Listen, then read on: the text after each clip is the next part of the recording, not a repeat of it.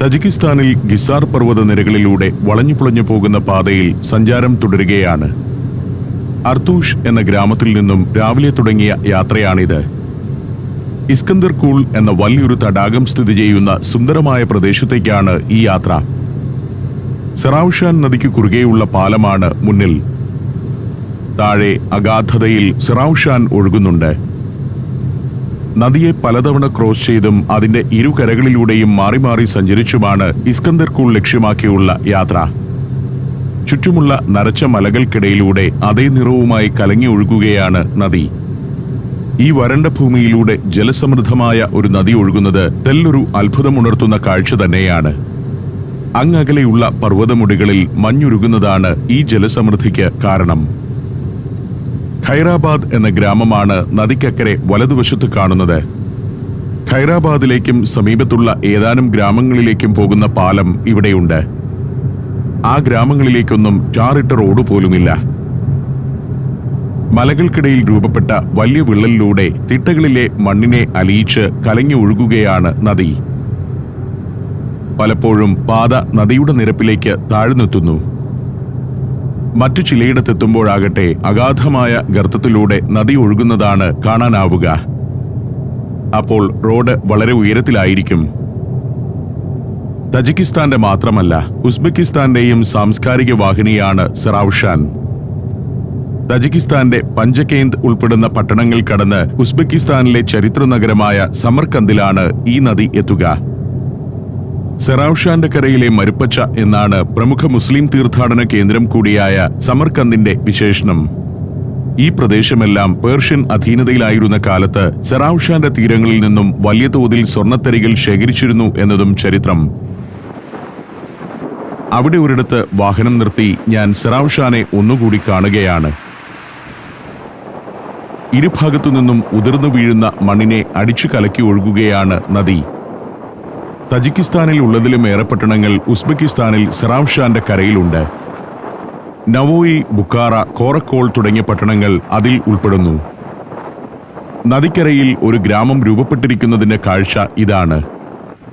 നൊവ്ദൂനാക് എന്ന ഗ്രാമമാണത്. ചുറ്റും വരണ്ട മലനിരകൾ. അതിന്റെ ചെരുവിൽ നദിയുടെ തിട്ടയിൽ പച്ചപ്പിന്റെ ചെറിയൊരു തുരുത്ത്. അത്തരത്തിലാണ് സെറാവ്ഷാന്റെ തീരത്തെ ഗ്രാമങ്ങളെല്ലാം നിലകൊള്ളുന്നത്. തജിക്കിസ്ഥാനിലെ പർവ്വത ഗ്രാമങ്ങൾ രൂപപ്പെട്ടിരിക്കുന്നത് എങ്ങനെയാണെന്ന് ഈ കാഴ്ചയിൽ നിന്നും വ്യക്തമാവും. മലയുടെ ചെരുവിനും നദിക്കുമിടയിലെ ചെറു സമതലത്തിൽ ചെറിയ പച്ചപ്പ് കണ്ടാൽ അവിടെ ഒരു ഗ്രാമമുണ്ടെന്ന് ഉറപ്പാക്കാം. നൂറ്റാണ്ടുകൾക്ക് മുൻപ് തന്നെ ചെറിയ ചെറിയ ജനസമൂഹങ്ങൾ അവിടെ ജീവിച്ചു വന്നിരുന്നു. നദീതീരത്തുകൂടിയുള്ള യാത്രയിൽ അത്തരം ഗ്രാമങ്ങൾ പലയിടത്തും ഞാൻ കാണുകയുണ്ടായി. മുന്നിൽ അക്കാണുന്നത് ദാർ എന്ന ഗ്രാമമാണ്. നദിക്കിപ്പുറമാണത്. നദിയുടെ മറുകരയിലാകട്ടെ സെറാബാദ് എന്ന ഗ്രാമമാണ്. വലിയൊരു ഗ്രാമമാണത്. ഇക്കരയാകട്ടെ ദാറിലെ കെട്ടിടങ്ങൾ. കുറച്ചുകൂടി മുന്നോട്ടു പോകുമ്പോൾ അങ്ങകലെ മലഞ്ചെരുവിൽ പച്ചപ്പിന്റെ ഒരു ത്രികോണാകൃതി കാണാം. ഐനി പട്ടണം ഉൾപ്പെടുന്ന പ്രദേശമാണത്. ഒരു ഡെൽറ്റ പ്രദേശമാണ് ഐനി. വളരെ പെട്ടെന്ന് തന്നെ ഐനി പ്രദേശത്തേക്ക് വാഹനമെത്തി. ഐനി ടൗണിന്റെ ഒരു ഭാഗമാണിത്. പ്രധാനപ്പെട്ടൊരു ജംഗ്ഷനാണ് ഐനി. തജിക് തലസ്ഥാനമായ ദുഷാൻബെയിലേക്കും സാംസ്കാരിക നഗരമായ ഖുജന്ദിലേക്കും പഞ്ചകേന്ദ് ഉൾപ്പെടെയുള്ള പ്രദേശങ്ങളിലേക്കുമെല്ലാം തിരിയുന്ന ഒരു ജംഗ്ഷൻ. 70,000-ഓളം ആളുകളുള്ള ഐനി ജില്ലയുടെ ആസ്ഥാനം കൂടിയാണ് ഐനി പട്ടണം. പട്ടണത്തിനു ചുറ്റുമായി ഏതാനും ചെറു ഗ്രാമങ്ങളുമുണ്ട്. ഇപ്പോൾ സെറാവ്ഷാൻ നദിയുടെ ഓരത്തു നിന്നും മറ്റൊരു നദിയുടെ ഓരത്തേക്ക് മാറിക്കയറിക്കഴിഞ്ഞു. ഫാൻ ദരിയയുടെ തീരത്തുകൂടിയാണ് ഇനി കുറേ ദൂരം ഓടുന്നത്. ദരിയ എന്നാൽ നദി എന്നർത്ഥം. സെറാവ്ഷാനിൽ ചെന്നു ചേരുന്ന നദിയാണ് ഫാൻ. ഫാൻ ദരിയയുടെ തീരത്തുകൂടിയുള്ള യാത്ര വ്യത്യസ്തമായൊരു അനുഭവമാണ്. കുറെ കൂടി പരുക്കൻ ഭാവമുള്ള മലകൾക്കിടയിലൂടെയുള്ള യാത്ര. ക്യാമറ കൈവശമുള്ള ഒരാൾക്ക് ഒന്നും വിട്ടുകളയാൻ തോന്നാത്ത വിധമുള്ള കാഴ്ചകൾ. കലങ്ങി ഒഴുകുന്ന ഒരു നദി. അതിന്റെ ഓരം പറ്റി നിർമ്മിച്ച പാത. സുന്ദരവും സൗകര്യപ്രദവുമായ പാതയാണിതെന്നതാണ് ഒരാശ്വാസം. പക്ഷേ ഒരു കാര്യം മനസ്സിലാക്കേണ്ടതുണ്ട്. തജിക്കിസ്ഥാനിലെ തന്നെ ഏറ്റവും നല്ല പാത ഈ കടന്നു പോകുന്നതൊക്കെ തന്നെയാണ്. രാജ്യത്തെ പ്രധാനപ്പെട്ട പട്ടണങ്ങളെ ബന്ധിപ്പിക്കുകയും അയൽ രാജ്യത്തിന്റെ അതിർത്തിയിലേക്ക് നീണ്ടുകിടക്കുകയും ചെയ്യുന്ന പാതയാണിതെന്നതുകൊണ്ടാണ് വിദേശ സഹായത്തോടെ ഇതിത്ര ഭംഗിയാക്കിയിരിക്കുന്നത്. ഇപ്പോൾ സവോദ എന്നൊരു ഗ്രാമത്തിലേക്ക് എത്തിയിരിക്കുന്നു. ഖനിജങ്ങൾ സംസ്കരിക്കുന്ന ചില ഫാക്ടറികൾ ഇവിടെ കാണാം. സോവിയറ്റ് നാളുകളിൽ സ്ഥാപിതമായ ഫാക്ടറികളാണത്. ഇവിടെ വെച്ച് ഹൈവേയിൽ നിന്നും ഒരു പാലത്തിലൂടെ ഞങ്ങൾ വലത്തേക്ക് തിരിയുകയാണ്. നേരെ പോയാൽ ദുഷാൻബെയിലെത്തും. വലത്തേക്ക് തിരിഞ്ഞ് ഇതുവഴി പോയാലാകട്ടെ പ്രശസ്തമായ ഇസ്കന്ദർ കൂൾ തടാകത്തിനടുത്തെത്തും. അടുത്തെത്തുമ്പോഴാണ് ഇവിടുത്തെ ഫാക്ടറികൾ തകർച്ചയുടെ വക്കിലാണെന്ന് മനസ്സിലാകുന്നത്. മലഞ്ചെരുവിലും കാണാം ഫാക്ടറികൾ. ഒരു പാലം കൂടി കടക്കണം. ഇസ്കന്ദർ നദിക്ക് കുറുകെയുള്ള പാലമാണ്. ഫാൻ നദിയിലും അതിലൂടെ സിറാവ്ഷാനിലും ചെന്നു ചേരുന്ന നദിയാണ് ഇസ്കന്ദർ ദരിയ. പ്രധാനമായ ഒരു ടൂറിസ്റ്റ് കേന്ദ്രത്തിലേക്കാണ് പോകുന്നത്. എങ്കിലും അവിടേക്ക് ടാർ റോഡൊന്നുമില്ല. മൺപാത പൊട്ടിത്തകർന്ന് കിടക്കുകയാണത്. ഈ പാതയിലൂടെ ഒരു പർവ്വതനിര കയറി വേണം ഇസ്കന്ദർ കൂളിലെത്താൻ. മലമുകളിലെ തടാകമാണ് ഇസ്കന്ദർ കൂൾ. പഴയ സോവിയറ്റ് രാജ്യങ്ങളിലെല്ലാം ഒരു നൂറ്റാണ്ട് മുൻപ് തന്നെ ഏറെ പ്രശസ്തമായൊരു ടൂറിസ്റ്റ് കേന്ദ്രമാണത്. അവിടേക്കുള്ള യാത്രയിൽ പാത അത്ഭുതപ്പെടുത്തുകയാണ്. തജിക്കിസ്ഥാന്റെ അടിസ്ഥാന സൗകര്യങ്ങളിലെ ദരിദ്രാവസ്ഥ ഇവിടെ പ്രകടമാവുകയാണെന്ന് എനിക്ക് തോന്നി. ഇപ്പോൾ അങ്ങകലെ ഇസ്കന്ദർ കൂൾ തടാകം കാണാം. അതിൽ നിന്നും ഉത്ഭവിക്കുന്ന ഇസ്കന്ദർ ദരിയ എന്ന നദിയും.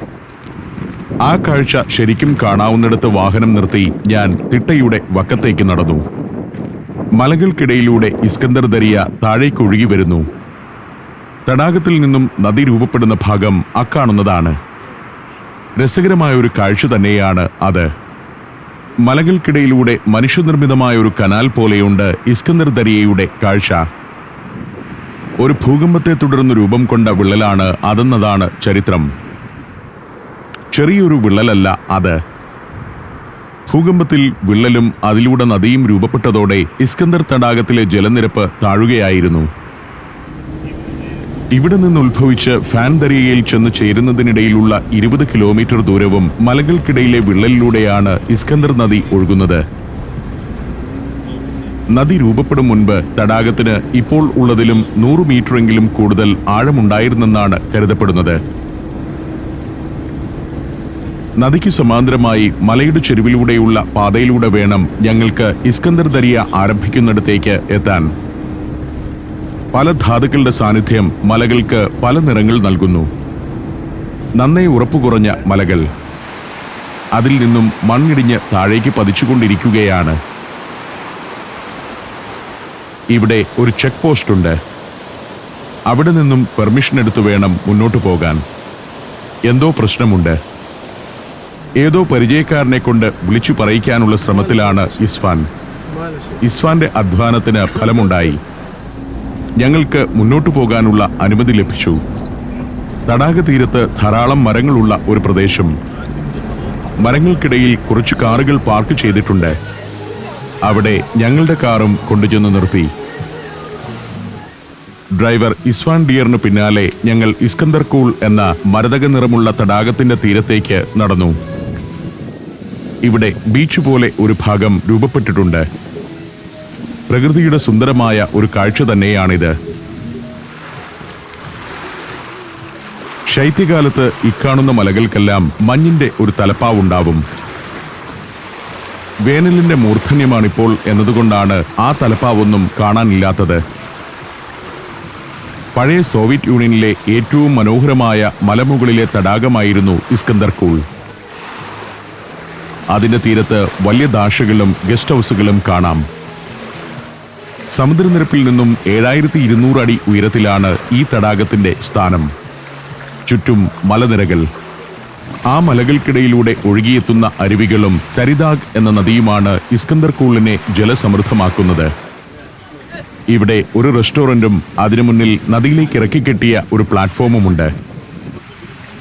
ഒരു കാലത്ത് സോവിയറ്റ് നേതാക്കൾ ഒഴിവുദിനങ്ങൾ ചെലവിടാനെത്തിയിരുന്ന ഒരിടമാണിത്. പ്ലാറ്റ്ഫോമിൽ ഏതാനും സന്ദർശകർ. എന്തോ പാനീയത്തിൽ ലയിപ്പിച്ച വോഡ്കയാണ് കയ്യിൽ. സൗഹൃദ മനോഭാവമുള്ളവരാണ് ഇവരെല്ലാം. തങ്ങളുടെ നേരെ ക്യാമറ തിരിക്കുന്നതിന് ആരും വിരോധം പ്രകടിപ്പിക്കുന്നില്ല. മനോഹരമായ ഒരു പ്രദേശം, നല്ല തണുപ്പ്, ഇളം വെയിലിന്റെ ചൂട്, ഇതെല്ലാം ചേർന്ന് ഹൃദ്യമായൊരു അനുഭവമാണ് ഇവിടെ ഇങ്ങനെ നിൽക്കുന്നത്. തീരത്ത് ബാർബിക്യൂ വിഭവങ്ങൾ ഉണ്ടാക്കിക്കഴിച്ചും വോഡ്ക നുകർന്നുമിരിക്കുന്ന ആളുകൾ. ഇവിടെ ചെറിയൊരു കിച്ചണുണ്ട്. ഓർഡർ ചെയ്താൽ ബാർബിക്യൂ വിഭവങ്ങൾ ഉണ്ടാക്കിത്തരും. ഞങ്ങൾക്കായി ഷഷ്ലിക്കി ഓർഡർ ചെയ്യുകയും ചെയ്തു. അതുണ്ടാക്കിക്കൊണ്ടിരിക്കെയാണ് പാചകക്കാരൻ എന്നെ പരിചയപ്പെട്ടത്. അമിതാഭ് ബച്ചൻ തുടങ്ങിയ ഇന്ത്യൻ താരങ്ങളുടെ ആരാധകനാണ് അദ്ദേഹം. ഞങ്ങൾക്കുള്ള വിഭവമാണിത്. കുറേയേറെ പച്ചക്കറികളും അതിനിടയിൽ അല്പം മാത്രം ഇറച്ചിക്കഷ്ണങ്ങളും. ഞങ്ങൾ അവിടെ നിന്നും ഭക്ഷണം കഴിച്ചു. ഇന്ത്യൻ സിനിമകളുടെ ആരാധകരാണ് തജിക്കിസ്ഥാനിലെ വലിയൊരു വിഭാഗം ആളുകൾ. ഇനി കൂടുതലായൊന്നും ഇവിടെ ചെയ്യാനില്ലാത്തതുകൊണ്ട് ക്യാമ്പ് സൈറ്റിൽ നിന്ന് തടാക തീരത്തുകൂടി അല്പം സഞ്ചരിക്കാൻ തീരുമാനിച്ചു. ടൂറിസ്റ്റ് കേന്ദ്രത്തിന്റെ പകിട്ടോ വൃത്തിയോ ഒന്നുമില്ലാത്ത ഒരു പ്രദേശം. കേരളത്തിലെ പല ടൂറിസം കേന്ദ്രങ്ങളെയും പോലെ ഒട്ടൊരു അശാസ്ത്രീയമായ സംവിധാനങ്ങൾ. ഇസ്വാൻ ഉൾപ്പെടെയുള്ളവർ എന്നെ വളരെ ആദരവോടെ അത്ഭുതങ്ങൾ കാണിക്കുന്ന മട്ടിലാണ് കൊണ്ടുപോകുന്നത്. Morocco, north Macedonia, Kazakhstan, Zambia, Zimbabwe. സഞ്ചാരം പെൻഡ്രൈവ് വോളിയം നമ്പർ 21. അപൂർവ ദൃശ്യയാത്രാ വിവരണ ശേഖരം ഉടൻ സ്വന്തമാക്കാൻ സഞ്ചാരം എന്ന് SMS ചെയ്യൂ. ഫോൺ 9995 444 222. കുറച്ചു ദൂരം കൂടി ചെന്ന് തടാകത്തിന്റെ മറ്റൊരു കോണിലെ തിട്ടയിൽ ഇസ്വാൻ വണ്ടി നിർത്തി. Iskander cool. അലക്സാണ്ടർ എന്നതിന്റെ പേർഷ്യൻ ഉച്ചാരണമാണ് ഇസ്കന്ദർ. കൂൾ എന്ന തജിക് വാക്കിനർത്ഥം തടാകമെന്നും. ചുറ്റുമുള്ള മലനിരകൾ ശ്രദ്ധിച്ചാൽ നിശ്ചിത ഉയരത്തിൽ ഒരു നേർരേഖ കാണാം. ഒരു കാലത്ത് അത്രയും ഉയരത്തിൽ വെള്ളമുണ്ടായിരുന്നതാണ്. 72 മീറ്ററാണ് ഇതിന്റെ പരമാവധി ആഴം. 3.5 ചതുരശ്ര കിലോമീറ്ററാണ് തടാകത്തിന്റെ ആകെ വിസ്തൃതി. ഏതാണ്ടൊരു ത്രികോണാകൃതിയാണ് തടാകത്തിന്. അതിന്റെ ചുറ്റിലുമായി ധാരാളം ഗസ്റ്റ് ഹൗസുകളും സമ്പന്നരുടെ ഒഴിവുകാല വസതികളായ ദാഷകളുമുണ്ട്. തജിക് പ്രസിഡന്റിന്റെ ദാഷ വരെയുണ്ട് ഈ തീരത്ത്. BC 326 ഇന്ത്യയിലേക്കുള്ള പടനീക്കത്തിനിടെ മാസിഡോണിയൻ ചക്രവർത്തി അലക്സാണ്ടർ ദ ഗ്രേറ്റ് ഏതാനും ദിവസം ഈ തടാകതീരത്ത് തമ്പടിച്ചു എന്നാണ് ചരിത്രം. അതിനാലാണ് ഈ ജലാശയത്തിന് ഇസ്കന്ദർ കൂൾ എന്ന പേര് വന്നത്. ഒരു ഗസ്റ്റ് ഹൗസിന് മുന്നിൽ തടാകത്തിലേക്ക് കെട്ടിയിറക്കിയ പ്ലാറ്റ്ഫോമിൽ ആളുകൾ ഇരിക്കുന്നു. ഞങ്ങൾ യാത്ര തുടർന്നു. തിട്ടയിൽ നിന്ന് കണ്ട ഗസ്റ്റ് ഹൗസിന്റെ മേൽക്കൂരയാണ് താഴെ ഇടതുവശത്ത്. നേരെ മുന്നിൽ അങ്ങകലെ ഒരു വനപ്രദേശം കാണാം. അവിടെയാണ് പ്രസിഡന്റിന്റെ ദാഷയുള്ളത്. തജിക്കിസ്ഥാൻ പ്രസിഡന്റിന്റെ സുഖവാസ കേന്ദ്രം. ഹെലിപാഡുകൾ ഉൾപ്പെടെയുള്ള സൗകര്യങ്ങൾ അവിടെയുണ്ട്. മലനിരകൾക്കും തടാകത്തിനുമിടയിൽ നിബിഡ വനം പോലെ ഒരു ഭാഗം. 5 സ്പ്രിങ്സ് എന്നാണ് അവിടം അറിയപ്പെടുന്നത്. ഇവിടെ ഇങ്ങനെയൊരു ചെറു ഗുഹ കാണാം. അലക്സാണ്ടർ ചക്രവർത്തി വിശ്രമിച്ച ഗുഹയാണിതെന്നാണ് ഗൈഡ് ഷഹബാസ് പറഞ്ഞത്. അതിൽ എത്രമാത്രം വാസ്തവമുണ്ടെന്ന് എനിക്കറിയില്ല. അലക്സാണ്ടറെ പോലെ പ്രതാപിയായ ഒരു ചക്രവർത്തി ഇത്തരമൊരു മാളത്തിൽ വിശ്രമിച്ചു എന്നത് സാമാന്യ യുക്തിക്ക് നിരക്കാത്ത ഒരു കഥയാണല്ലോ. അലക്സാണ്ടറെക്കുറിച്ചുള്ള പല വിശ്വാസങ്ങളും കഥകളും ഈ തടാകത്തെ ചുറ്റിപ്പറ്റിയുണ്ട്. ഷഹബാസ് തീരത്ത് വെയിൽ കാഞ്ഞിരിക്കുന്നു. നല്ല തെളിഞ്ഞ ജലമുള്ള പല അരുവികൾ ഇതുവഴി ഒഴുകി തടാകത്തിൽ ചെന്നു ചേരുന്നു. തടാകത്തിലെ നീലനിറമല്ല ഇവിടെ കാണുന്നത്.